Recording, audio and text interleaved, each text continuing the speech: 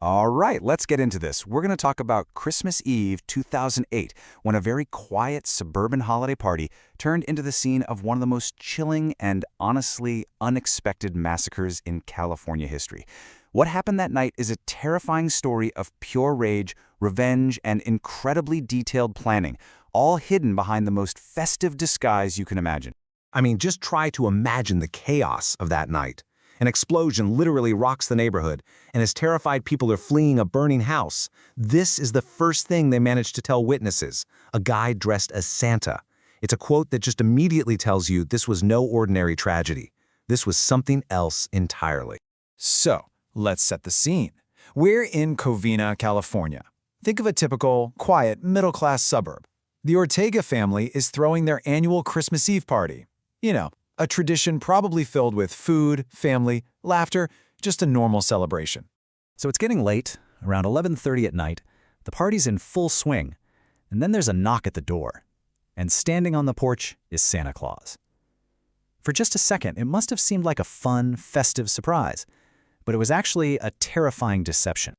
The second that door opened, the holiday illusion was just shattered. An 8-year-old girl, probably running to greet Santa, became his first victim. He then just stepped inside and started firing indiscriminately at the 25 or 30 people who were just trying to celebrate. In an instant, a joyful party turned into a scene of absolute horror.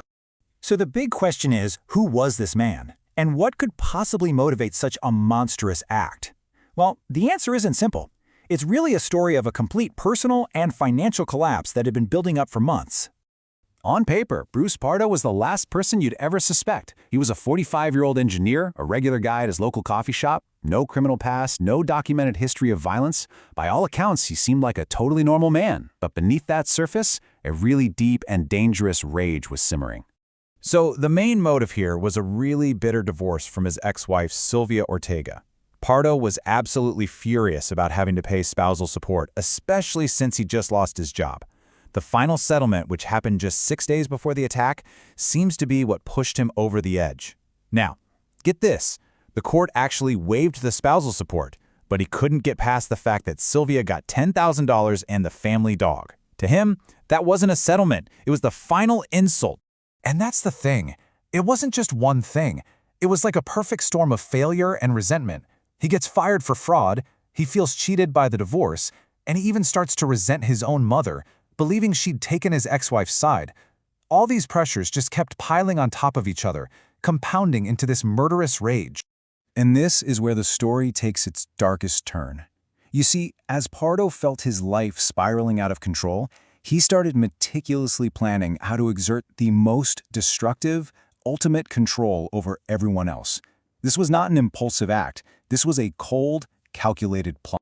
I mean, just look at this timeline. 6 months before the attack, back in June, he started buying up guns. By September, he's ordering a custom-made Santa suit. This was not a man who just snapped. This was a man methodically building a plan for mass murder, just waiting for his divorce to be final to set it all in motion.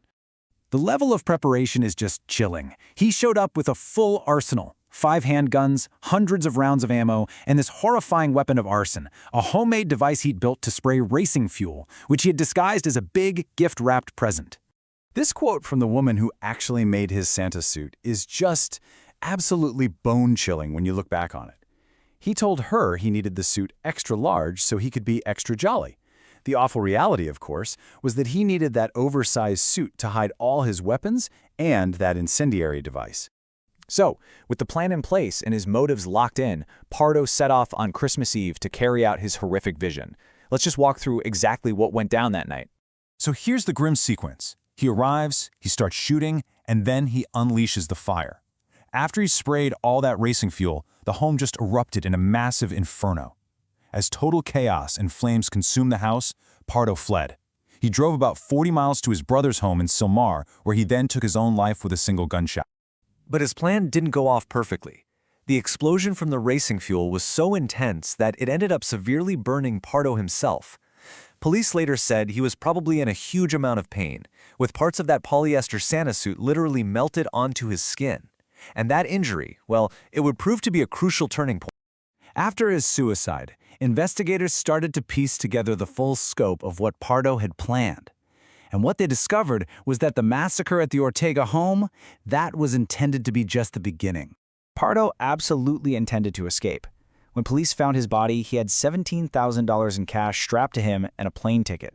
His rental car was booby-trapped to explode, and they found a second car with a map of Mexico inside. His plan was to cause even more destruction and then just disappear. Those severe burns likely made that impossible, forcing him to end his own life instead. And his list of targets was even longer.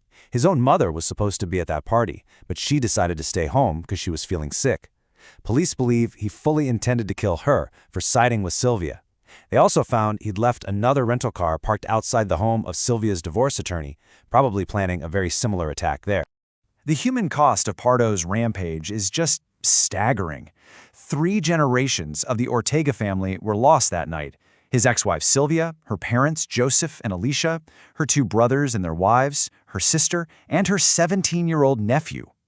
In a single night, the Ortega family was just decimated. The final count from the fire and the shooting revealed that 9 lives were taken. But amidst all that tragedy, there were survivors. 3 people were injured, but they lived, and that includes the 8-year-old girl who first opened the door to Santa Claus. She was shot in the face, but miraculously, she survived. And the deepest scar of this whole massacre is the legacy it left for the next generation. The attack left 10 children without their parents, orphaned on what should have been the happiest night of the year. It's a question that's still just so deeply unsettling. The Covina massacre stands as this horrifying reminder of how simmering rage and a personal grudge, when they're combined with meticulous, evil planning, can just erupt into unimaginable violence, even in the most unexpected places at the most unexpected of times.